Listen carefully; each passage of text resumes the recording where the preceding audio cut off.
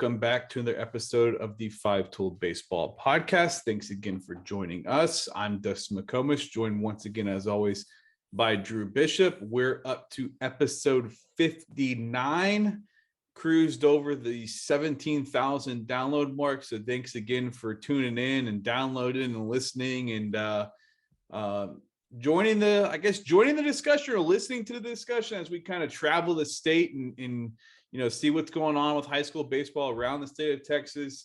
Drew, I don't know about you, but I know you have seen some great crowds at recent games, but I was Tuesday night, I went to Westlake to see Lake Travis and Westlake, a rivalry game, two teams atop that district there, and looked up and around the third inning, and it was like basically standing room only, just all the way down the sides of the field, just people kind of hanging out on the fences there. And funny part was I got there behind home plate about 15 minutes before, and sitting with a couple scouts, and Tyler Johnson was also there. And unknowingly, I sat in the section that cheerleaders sit when they go to the games. So this isn't the first time that's happened. No, this happened at the Woodlands too. But this time, the Woodlands kind of baseball cheering section was already there. So I just had to sit behind them. They had the prime seats. But I didn't know that Westlake cheerleaders are going to be there. So I'm sure somebody probably looked over and laughed hysterically at me, Tyler Johnson, a couple of scouts, and then just a sea of blue cheerleaders surrounding us. So I was like, oh boy.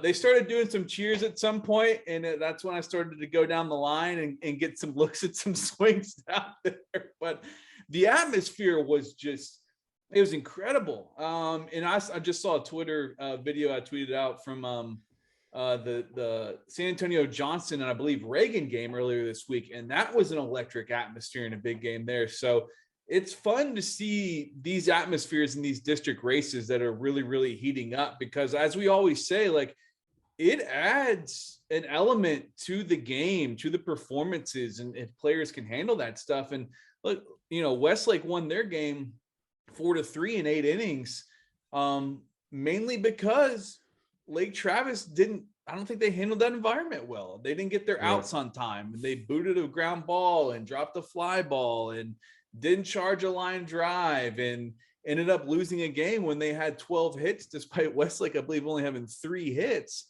But that sort of stuff matters. And it's really fun to be in those atmospheres and just see how big of a deal, high school baseball is around the state. Especially as these district races heat up and we start making the push towards the playoffs. Yeah, and kind of talking about getting your outs on time, in the game, I was at Frisco Reedy versus Frisco Liberty, and the Liberty just ran nonstop. They were looking to put pressure on the whole game, and it mattered. It caused some mistakes on the part of Reedy, and some of them, could say it ended up being part of the difference in the game. But, just like we talked about, the good teams handle the ball well. And, obviously every team has a game here and there where it's just like a snowball fight, but, for the most part, they handle the ball well. And at this level, man, if, we talk about being able to handle the ball in the middle of the field, especially. So catcher, middle infield, center field, and all that. And if you can't, and you can't control the running game, or you don't play the short game well, on defensively, then it's going to be a problem. It's going to cost you bases. It's going to cost you potential runs. And, I'm just watching a lot of teams play. The good aggressive teams on the bases, put a pressure on the defense. And a lot of times it makes a difference in the game. I mean, basically I would just keep running until they stop you. Yeah, it's kind of, there's a very definite ability and, mindset for some of these guys that know how to hold runners and the ones versus the ones that don't. And, it's, if you get a pitcher, you may not give the catcher a chance if you're not holding runners, but the playing defense matters, and, team defense specifically. You can have a guy that's a really good individual fielder, but that doesn't help if you don't fit into the framework of a team defensive setting. So, but yeah, it was I got a good look at a couple of guys, obviously the headliners, Cade McGarr, who was as advertised. He struck out, but had good at bats. He had a hit, had a couple walks, stole some bases. I think he's in line to finish with over 50 stolen bases. Oh my gosh. Yeah. So, I mean, but it's not just him that runs on that team. That's their mindset. They get on and go and put pressure, and it works for them, and they create some chaos and havoc on the bases. And, that's just part of their style. But, Cade was as advertised. One thing I really liked about him is he just cool demeanor with everything he does. Doesn't get too high, doesn't get too low. Acts like he's been there. The thing we tweeted out was interesting. Like, he came in relief at the end of the game, and he struck out 6 batters through 5 outs. Wow. So yeah, so he had a pass ball, third strike. So the stuff was so good that it was strike out an extra good. guy. The catcher, it was tough for the catcher, like, that twilight and into darkness. I think he was having trouble seeing a little bit, but yeah, I mean, the stuff, Cade's stuff definitely played into that a little bit, because he threw some really good breaking balls. He was 86, 89 the whole time. Like I said, good breaking ball. They didn't have an answer for him. Got some guys on base, like I said, because there was obviously a pass ball, third strike, but he handled it well. Didn't change what he was trying to do when he got runners on. You can just tell he's a baseball player, you know, and that's the highest compliment I feel like we can give a lot of guys, is just that they're baseball players. And you can tell, I mean, his dad's the coach, and you can tell he's just been around the game so much, and, he's going to have a shorter learning curve at the next level. It's going to be interesting to see what he does, because he could definitely contribute on the mound at the next level. But the talent's there offensively and defensively. So it'll be interesting to see what he does, or what he really wants to do. But, it's easy body to add some weight. He's going to get stronger. He's got the hit tool, he knows how to handle the bat. So he'll be a good player for Tech, really quickly, in my opinion. A couple other guys, Oliver Overland started the game for them. 84, 86, good breaking ball, commanded it pretty well. I was impressed with him. Lawson Town, a Hendricks commits, a second baseman, made some good defensive plays, hits at the top of the lineup. Then on the other side of the ball, Reedy, Will Anderson, left-handed pitcher, UT Tyler commit, 2023, was 84, 85, with, I think, a lot more in the tank. I was really impressed with him. He competed and threw the ball in there, and threw a little cutter. I don't know if we considered a cutter or a slider, but, got some outs with that, had a changeup.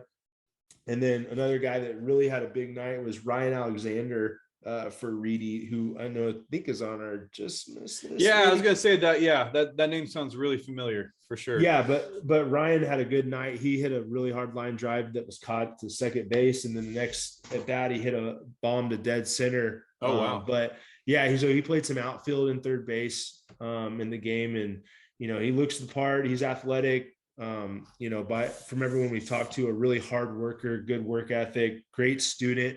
So he's going to be a guy that's definitely going to play at D1 level, I think. But yeah, tools are there, and he just goes about his business and knows what he's doing in the box, and there's a lot more to grow for him. I don't know how much bigger he's gonna get, but as a baseball player, he's got a lot of growth potential in there. So definitely not a finished product, and already having a lot of success at this level right now too. But it was one of the first games I've been to, very few that were on grass. So shout out to Coach McGarr and his staff for, I know that they definitely spend a lot of time on their field, but the field looked good. I'd never been over there before to Liberty, But that's crazy. There's a lot of good teams and good players in Frisco right now. A lot of there are. They have like I think I want to say like 11 5A schools, 4A, 5A schools. Like, I mean, it's wild. Like if they could put together a couple super teams if they combine some of those high schools, but that's just not the way that district did it. But yeah, some really good baseball over there. And I was excited to get to see both of those teams for the first time. I'd actually been to Reedy, but I'd never seen them play. I saw a tournament game there, but yeah. So they had a guy, didn't they have a first round pick recently? Reedy? Yeah, I thought they did. Yeah. Let me keep talking. I want to say they had a really big time draft pick out of Reedy recently. Maybe Vyers. Yeah, I think that's right. Yeah, it was Jordan Vyers. Yeah. I was gonna say I think they've had a guy come through there recently, but yeah, that area seems like it's kind of similar to like a Cypress or a Katy, type thing. It just seems like there's a lot of schools and a lot of talent just keeps popping up throughout that area, but. On my end, it was a lot of the usual suspects in the Lake Travis Westlake game. I've seen both of those teams already this year. And the bummer was Luke Jackson had a no-hitter going through the fourth inning and then left the game with an injury. I hope it's nothing serious. Haven't really heard yet exactly what it is, but stuff was fine. He was still touching 91 miles an hour in the fourth inning, and he was really cruising. I was really pleased to see, just the fastball control and command that he pitched with. When he missed with the fastball, it was typically in a good spot, and it was to a spot he was aiming to. So the command element was definitely there. I thought his athleticism played more in his delivery. The previous time I'd seen him, he was coming back off of a little bit of a back tweak type thing. So that was improved, but yeah, hopefully there's nothing serious there on the injury side. But OJ Gonzalez came in behind him kind of cold, threw really well. He was up to 89 miles an hour again with a sinker that had a lot of life. He can manipulate the breaking ball. He's an uncommitted 2023. I don't imagine that lasts long. It's the second time I've seen him in a ton of strikes, good looking kid physically. The stuff plays well. I think he's got a chance to be a really, really good pitcher in that 2023 class. And then Ethan Calder, Baylor signee, smacked the ball around the yard again. Cole Johnson, he was down in the count after being a little late on some fastballs late in the game when Lake Travis was tailing, and he tied the game up when they threw him a breaking ball. He had a ground rule double, which was really bad luck because it would have scored 2 runs had it not bounced over the fence off that warning track. I would have put Lake Travis ahead, but ended up tying the game there in the 7th inning. He swung the bat well. So kind of the usual suspects there. And then for Westlake, they got Sage Sanders back in the lineup coming off the injury. You usually expect a little rust with those guys. Man, he looked great. Just get in there, smacking the ball around, took some good at-bats. Everybody had some tough issues with Luke Jackson earlier on. But as those Westlake hitters settled in, him and Blake Peterson really swung the bat well. Aidan Bennett was playing shortstop because Theo Gillen's out with that shoulder injury. Made all the plays. Looked like a really solid baseball player. Had an opportunity to make at least 5-6 plays defensively at shortstop. The ball was finding him a lot. He made all the plays every single time really easily. Seemed like he had a good kind of baseball heartbeat, good baseball clock. And then Chance Covert started for them on the mound. 2024 left-handed pitcher committed to Texas. He carries himself like he's 6'5", 230 pounds. I mean, just really a lot of confidence on the mound. The sinker flashed. He was up to 85 miles an hour. The changeup really flashed. I think that's going to be his best secondary pitch moving forward. Mixed in a mid to upper 60s curveball that was kind of more of a show me pitch, but he'd throw it for strikes, showed a little bit of a slider as well. I think he's got a chance as he matures and as he fills out physically. I think he's got a chance to really develop into one of the better pitchers in 2024. Again, the sinker had a lot of life, and just the way he carried himself, the way he pitched. I mean, he was facing Lake Travis, who I think is one of the best lineups in the state, top to bottom, and he went after those guys. He attacked and just had a kind of a fiery competitiveness on the mound and really went after guys. So I was impressed with what I saw there. It started shaky for him, but man, he pitched deep into the game for Westlake and kept them right into the game until later on. They were able to kind of capitalize on some Lake Travis miscues defensively, hit a couple balls hard, ended up winning that game 4-3. And 8 winnings on a walk-off base hit for Ben Longoria, 2023 catcher for Westlake, who really worked hard behind the plate. A lot of effort behind the dish, hit a couple of balls hard. I think that's a guy that's got a chance to be. He already is a strong catcher for Westlake, but it's got a chance to keep improving moving forward and become a solid catcher in the 2023 class. But I need to check into my flight rate real quick. Let me do that. This is great podcasting, but heading to San Diego for did y'all end up getting Padres tickets? Are you going to a Padres we did game? Yeah, so I bought the tickets during the lockout because I was like, they started talking a lot. This was around the point in time where they were meeting in Port St. Lucie at the Cardinal spring training facility. Right. And it seemed like they were making a lot of progress, which we found out in hindsight was just basically the owners feeding Bob Nightingale stuff to try to sway public perception. So I was like, you know what? Like, we wanted to go to a game somewhere. That's kind of one of our things, is we like to kind of travel around if we can and go to baseball stadiums we haven't been to before. I've been to Petco once, but my wife hasn't. So I was like, yeah, I kind of would rather go there than Denver. And I looked up, they're playing the Dodgers. So I jumped on that, and then they started canceling games, or basically delaying games, or whatever it was. At the time it was canceling, and I was like, oh no, they're going to cancel this weekend games, and I don't know what's going to happen with these tickets. But it worked out well in hindsight, because I got really good seats that are going for about $150 more now per ticket than they were then. So yeah, we'll be at Petco Saturday night.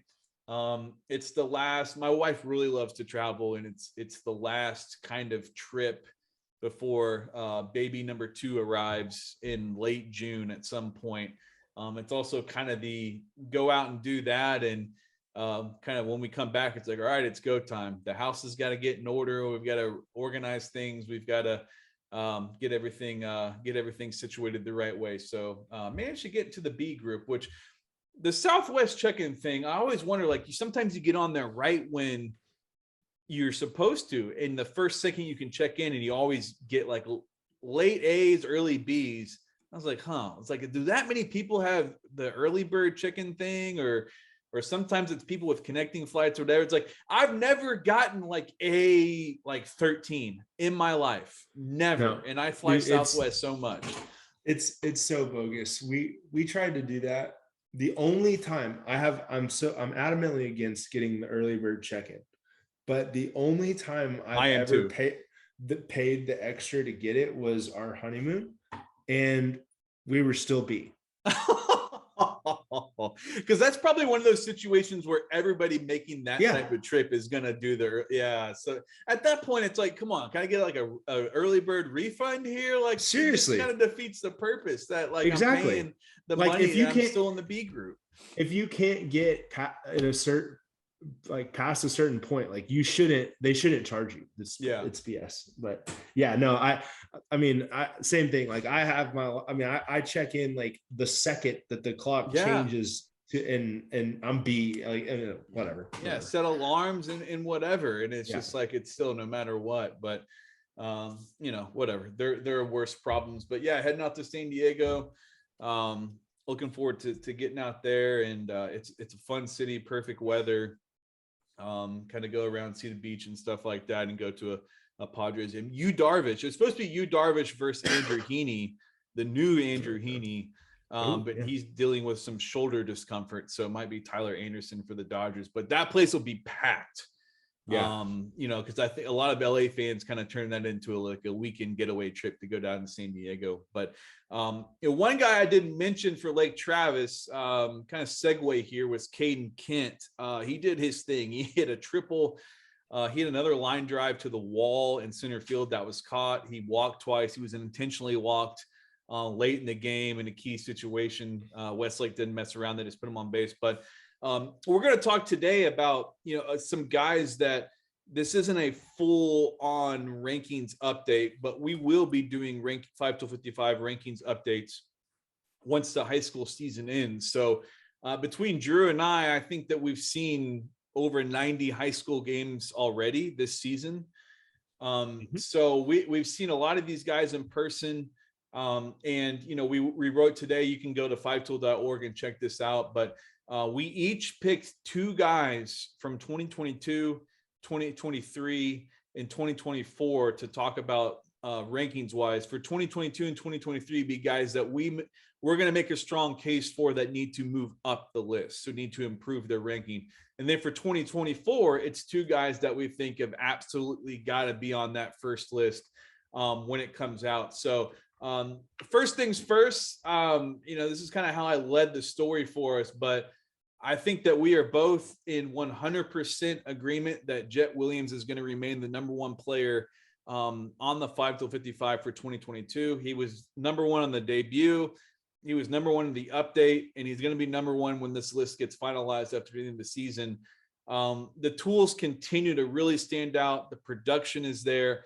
He's showing improved run times, like really good run times. The raw power is showing in games. I think people will be encouraged by what he's doing defensively. And you're starting to see in a lot of these mock drafts online, you're starting to see his name mentioned in the first round, or these prospect lists or a national list from the likes of Keith Law, et cetera, are listing him as a first round type of talent. And I think we agree with that. And so he'll definitely remain number 1 on the list when it gets updated. But I mentioned Caden Kent, and for me, he's one of the 2 guys in the 22 class that I'm going to make a strong case to move up the list. I saw him a bunch in the summer. I've seen him 3 times now with Lake Travis. Every single time I've seen him, he's hit. Every single time. It's line drives all over the place, getting on base. He carries himself with kind of that fiery, quiet but fiery competitiveness that his dad played with, former MVP winner Jeff Kent. He's grown a little bit height-wise. I think he's still going to fill out. I think as he fills out, those gap-to-gap liners, some of them are going to start carrying over the fence. He's going to add a little bit more power to his game. He plays shortstop for Lake Travis, and he can handle it fine at the high school level. I think that he's going to slide into second base or third base collegiately and be at least an average defender at either of those 2 positions. But the guy flat out hits. He hits every single time I've seen him. And we talk so much about like the amount of guys at the high school level who can truly hit. It's always a small list every single year, and he checks that box. So he's a guy that I'm going to push for to move up the list, because I just can't deny it. Every single time I see the guy, he hits, and he hits to all fields. And he's a guy that he just looks like a future big leaguer. The way he carries himself, his actions, the way his baseball mind works, everything. That's a guy that I think has got a really, really bright future. Another guy that I got a chance to see for the first time, I saw him for a few games, was Rylynn Galvin, the Sinton catcher, one of these Sinton catchers, Texas signee. Bat speed really stood out. The ball flew off his bat in terms of exit velocity, strong arm behind the plate. He looks excellent physically. You can tell this is a guy that really knows how to take care of his body. Is a guy that knows what he's doing in the weight room, puts in a lot of time in that area, because he looks like a really strong, good looking senior player. But I think one of the most important things when we talk about hitting and projecting hitting is bat speed. If you don't have good bat speed, it kind of limits what you can become as a hitter. And he's got really good bat speed, and it's not a coincidence that the ball really flew off the bat when I saw him at that Dripping Springs tournament. And I think evaluating prep catchers is probably the hardest position to evaluate. I know it is for me, because it's really, really hard to catch at the professional level. There's just not many guys that can really do that. But from what I saw with Rylynn, I think he's going to be able to do it in college. I think if he keeps improving his skill and really keeps working on, the receiving element, moving around and that sort of thing, I think he's got a chance to stick there. We'll see. It's hard because we grade these guys on a bar to where, can they do it professionally? And there's just not many guys that can do that. But even if in the future as a pro prospect, he's got to move off of there, The arm is strong, so strong. He plays shortstop when he's not catching. He moves around well. The bat's going to play. He's got to move up the list. He's number 41 right now. We've got to move him up there because I think just the bat alone and then the plus arm behind the plate and the way he moved behind there. I think that he's a guy that's undoubtedly one of the best catching prospects in the state right now. Yeah, it's funny you say that. I actually just out of nowhere asked Adrian how he was doing this morning about 10 minutes before we jumped on this. But yeah, I mean, putting up insane numbers, obviously the talent and the skills there. But when segueing on the bat speed, one of the guys that I chose was Tavion Bonds. And I got my first look at him live a couple of weeks ago against Jared Thomas. So that was good. I got to see him against a good pitcher.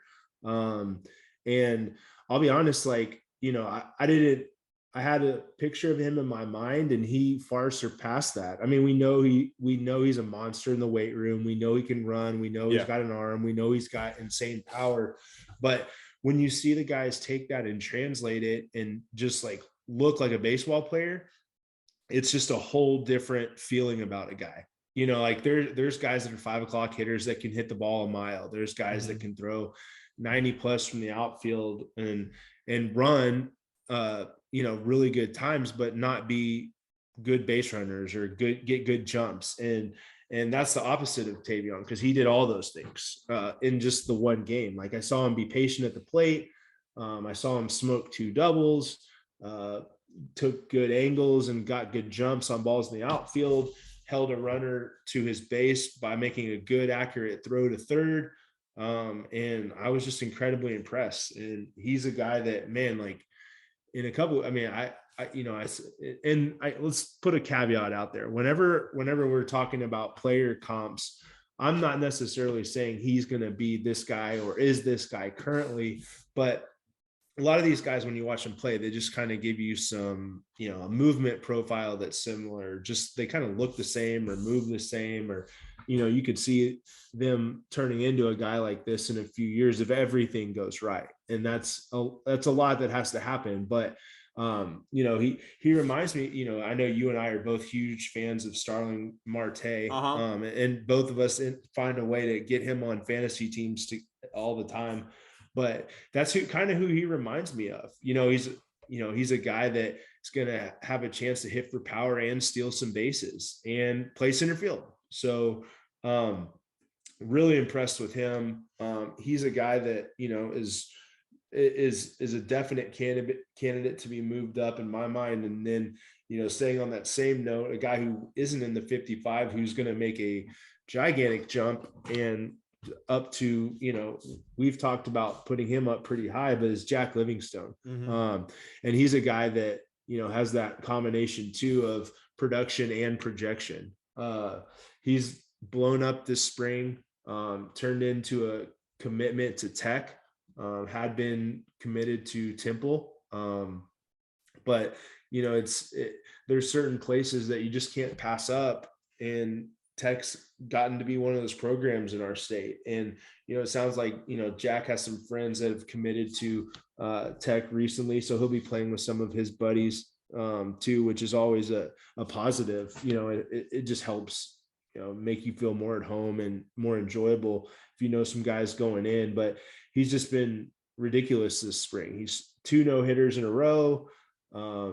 Velo's ticked up. Command's gotten better. Stuff is good. It's not a comfortable at bat. I know we've beat this like a dead horse, but he reminds me a lot of Tanner Sheppers. There's a lot more velo in the tank for Jack, I think, and he's been working at it. And, the same thing, he's gaining velocity, but he's also commanding the ball better. And like I said, I promise you that the way his ball moves, and there's just, from reputation alone, there's probably just a little bit in the back of everybody's mind that he might be a little bit wild. And he's been around the plate, but you get some really bad swings. You get some really uncomfortable looking at bats where you think a guy is probably afraid he's going to come in and he goes the other direction, or you finally start looking at that cutter outside and then he busts you in. But there's a big future ahead for that guy. he's a guy that I think could really, really be a big time impact guy quickly for Tech. I mean, especially out of the pen. Not to say he's not going to have a chance to start, but you could see him coming in and being a closer type guy with just his demeanor and athleticism. And, he doesn't, he pitches emotionally, but under control. Mm-hmm. And just, you could see him being a guy that just kind of loves that moment at the end of the game. But he's been awesome. He hasn't been on the 55 before, but that's going to change obviously as we begin making our final rankings for that group.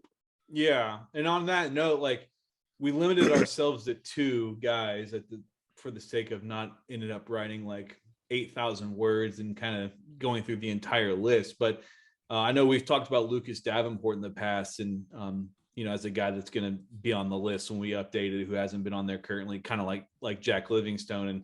And it sounded like he threw the ball exceptionally well against Allen recently. So if you're listening or you're reading and you don't see or hear your name, like there's a bunch of guys.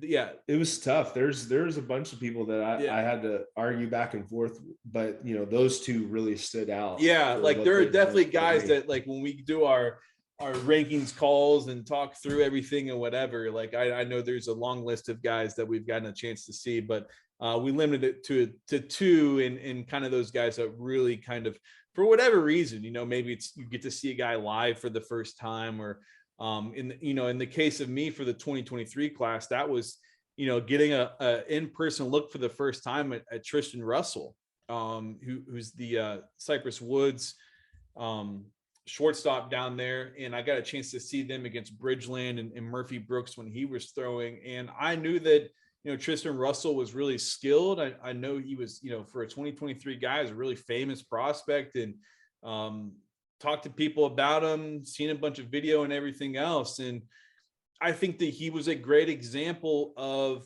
they're just things that you can't see if you don't see high school games in person. How they carry themselves, their body language, how they interact with teammates, like, how they handle tense situations, in and out, like that sort of stuff. And he really stood out. I mean, he hit a bomb from the left side off the scoreboard. He from the right side, he hit one to the right field warning track that almost got out of the park. But really, it was just a guy that wanted the baseball in the biggest moments of the game when he was on defense, made a big double play to end a game with the bases loaded. And when he was on the offensive side, he wanted to be in the batter's box during the game's biggest moments.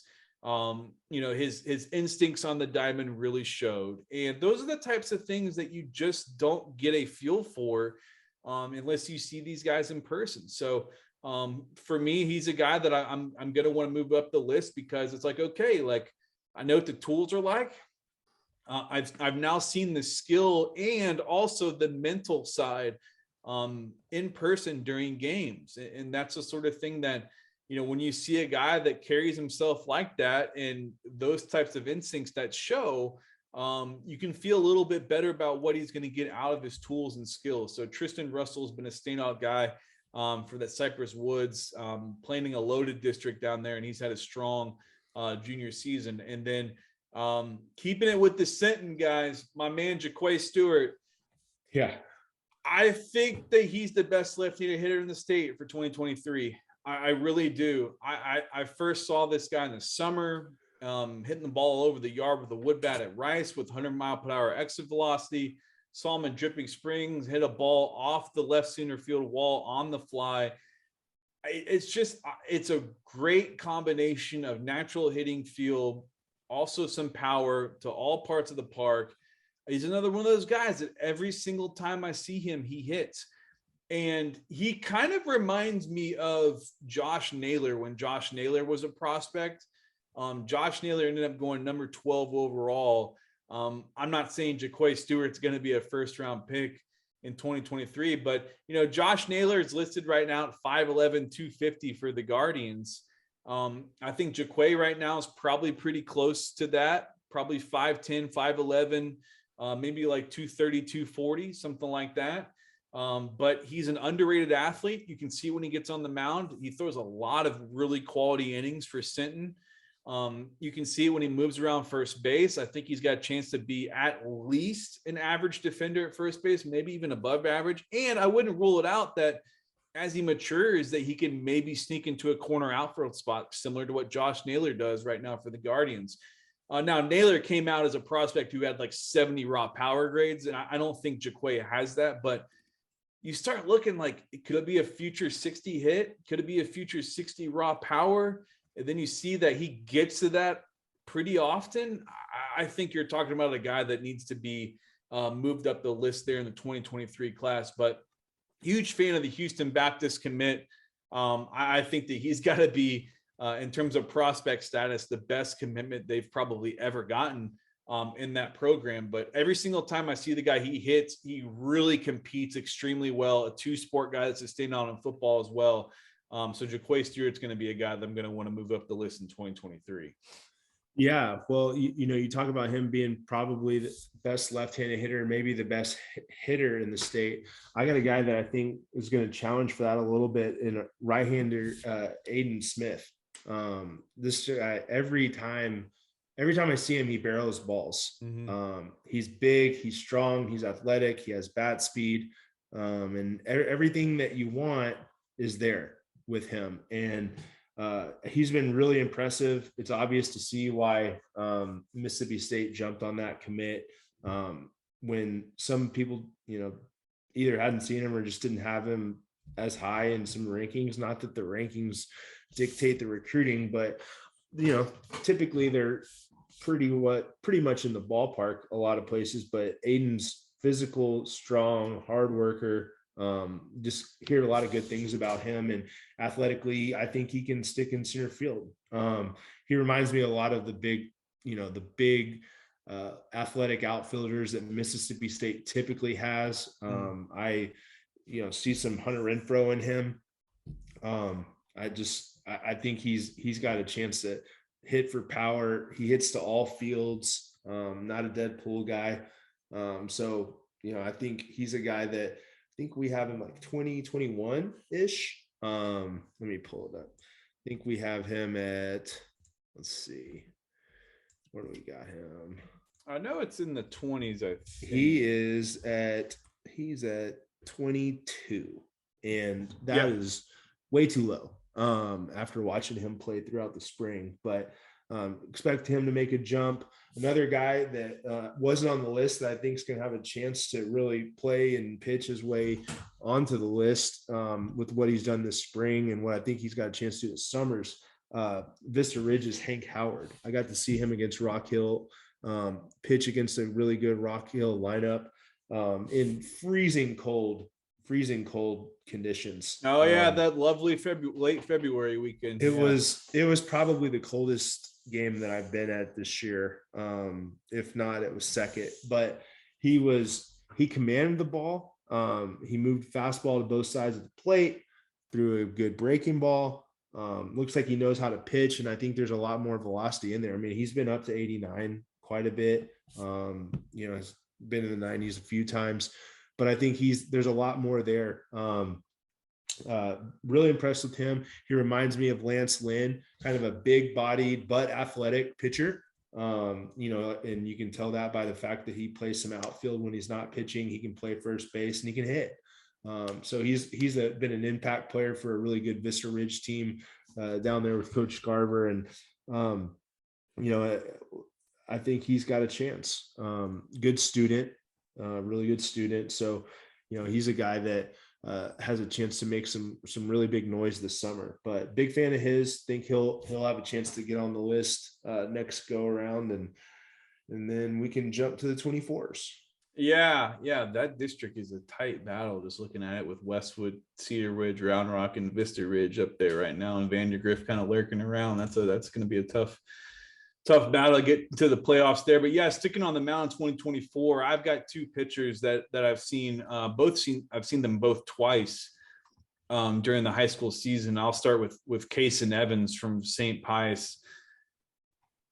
I think that he's the early leader for top guy in the state in 2024 right now. I know Aiden Sims up in Forney has kind of got that reputation as well, as a guy that was a standout at area code last summer. I've seen Caden Evans twice, and it's been really, really good both times. And it's been different. And it's been different because he's not just a stuff guy. He knows how to pitch. He has an advanced feel for pitching for a guy his age. He's tall. He's athletic. I had a video of him making a play coming off the mound and doing a jump throw from the third base line across to the first base to get a guy out. But he can pitch and he can manipulate the breaking ball, and it's a 4-pitch mix in the future. He's been up to 94 miles an hour. He can sink it. He can throw 4 seams up. He can throw a slider. Sometimes it's more of a curveball, and he can throw the changeup to lefties for swings and misses. And you don't typically see sophomores who have this kind of stuff and this ability to execute their stuff. So really, really high on Caden Evans, no doubt 5-55 guy. And I think the early leader for number 1 in the state. And that's partially because the bummer of Theo Gillen, being out with a shoulder injury and his season being done there at Westlake, because that's certainly a guy that would be in the mix there. But 2 really, really good looks at Caden Evans. And then Jake Neely, right-handed pitcher from Clark in the San Antonio area. I've seen him a couple times. We had another one of our video guys, Tracy Warren, was at one of his games recently as well and was really raving about the stuff that he showed. And I've seen him up to 91. It's a clean delivery, clean arm, really advanced feel for spinning the baseball. I think the curveball is going to be future plus pitch. He can manipulate it. He's got the changeup feel as well. He doesn't have to go to it too much yet, but he's got the feel in there for sure. I think that's going to be a pitch that's going to help him handle left-handed batters. I think the fastball's got a chance to eventually sit in the low 90s as he matures and gets stronger. But I liked it that I saw him kind of come in early in the year in a scrimmage situation where it was like, hey, you're going to get the 3rd and 4th inning, and it was great. But then I saw him have to come in cold in a game when they were losing against San Antonio Johnson. And you could tell he just never found his best stuff, which that typically happens when you don't let pitchers warm up and come into the game. But he really competed. And this was against a really good lineup.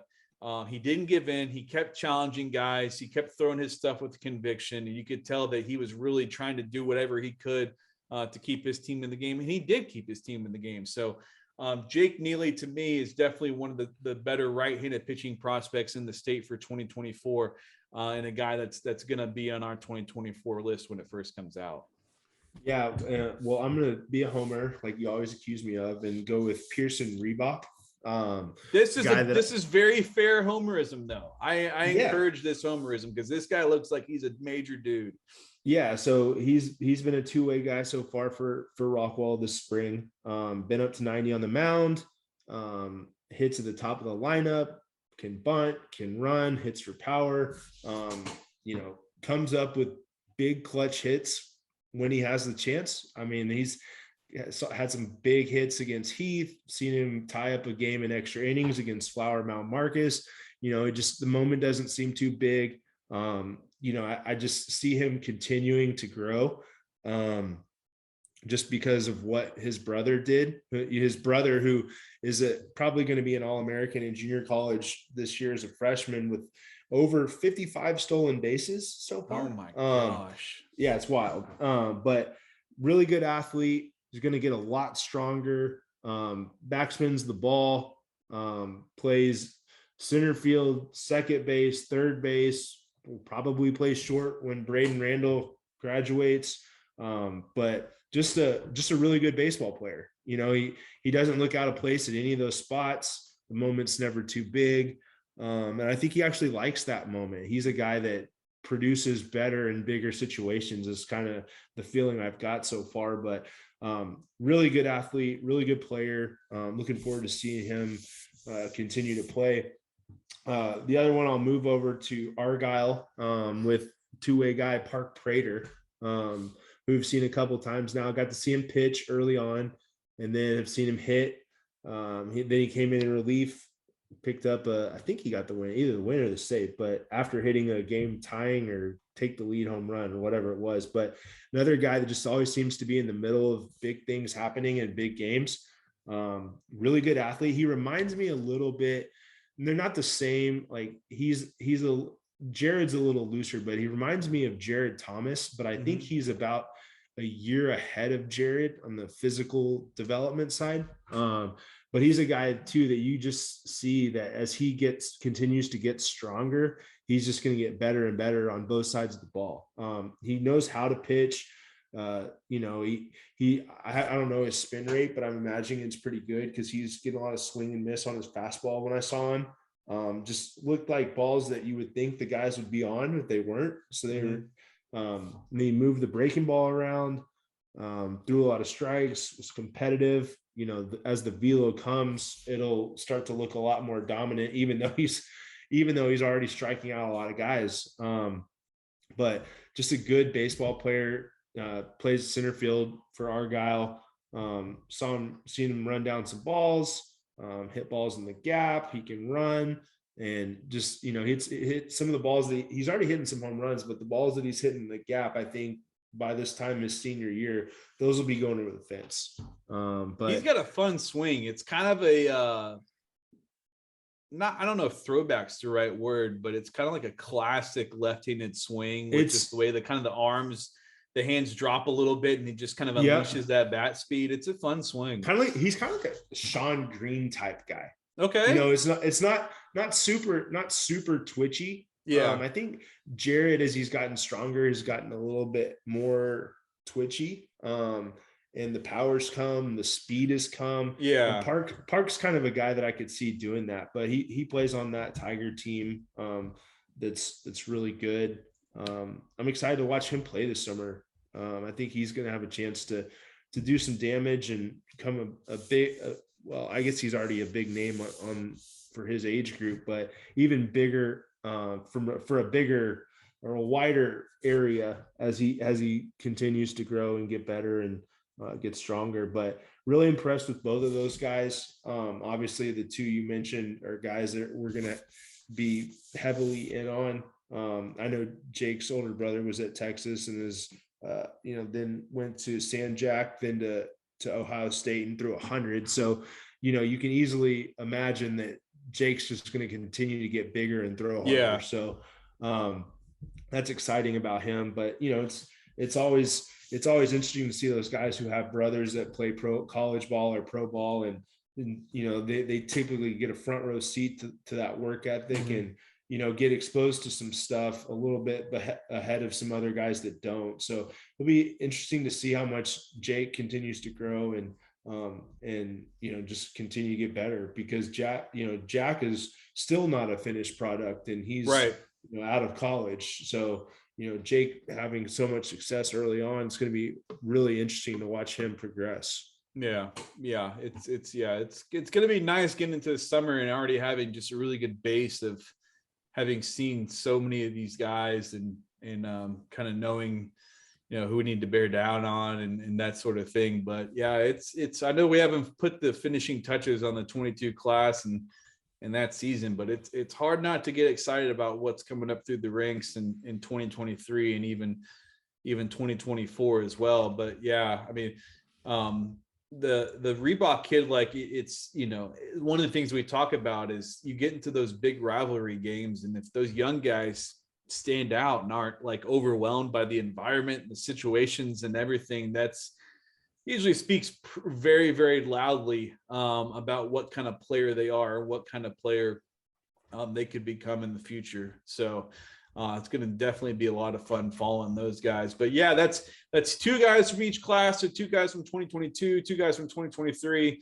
that we're going to make a strong case to move up the rankings list when we go through those and do those rankings at the end of the high school season. And then two 2024 guys each who we think are going to be on that first 5-55 for that 2024 class. So it's been, we talked so much about, seeing these guys and stuff, and we haven't really discussed rankings much recently. So it's a good time to kind of mention some guys that we've seen that have really stood out during our in-person looks. And like we said, it's a much longer list than just these guys, but these are some main ones that are like, okay, this is really attention grabbing stuff that we've seen. And exciting times for sure. But what have you got on the weekend agenda? What's coming up for you? Don't know. Still trying to decide where I'm going to go tomorrow to watch the game. Got gymnastics Saturday morning. Oh, there you go. Yeah, so we'll see. Nothing really concrete. We were talking about going down to Austin for the spring game and baseball games, but I don't know that that's going to happen. So we've made that drive recently enough to where we don't want to do it again, I think. Yeah. Where we're going to land. Yeah, you kind of need a little breather in between that sort of drive. But yeah, I'll actually be making the trip down to Llano this evening to see Blanco and Dylan LaRue. And sounds like they've got a couple of seniors that are uncommitted that are kind of turning some heads down there. So hopefully we get a look at some guys and that are kind of playing well and maybe get them on the radar a little bit. But we try so much to see every single guy on our list. And once this got moved to Thursday, I felt it was kind of a sign. It's like, hey, here you go. Here's a little layup for you to go down. And plus, I've never been to that area of Texas. Right. So be kind of cool to drive in there. And I know it's a gorgeous area and stuff like that. So get down there, mix it up a little bit, get to a different area, see some 3A baseball down there, because we know that area always has guys what was the guy that came out of there throwing 100 miles an hour recently? It was from Salado, wasn't he? No, I don't think he was from Salado, was he? Yeah. Justin Lang? Yeah, I think he was from Salado. Was he? Yeah, go ahead and look it up. He was from Llano. What? Justin Lang was from Llano. Yeah. Well, I don't know who you're thinking of, but there was someone from Salado that was throwing 100. Yeah. So they always kind of have a guy every so often that just pops up, and it's just like, he got taken in the first round, comp round, 34th overall by the Padres. And I think he was traded recently. No, he's still in the Padres system. So yeah, that area, I mean, they've always typically got some guys and stuff like that. So excited to get down there, but yeah, also excited to the last Reagan Bazaar. Yes, that's right. I remember that name. That was wasn't that a long time ago? No. How long ago was he? I remember hearing the name from scouts, kind of a guy that was taken off. I guess it was 2016. Okay, well, not that long. I remember that name for sure. But yeah, there's just always sometimes there's those pop-up guys in that area. But and then it'll be off to San Diego for the last hurrah before it's going to be life with 2 children, which we'll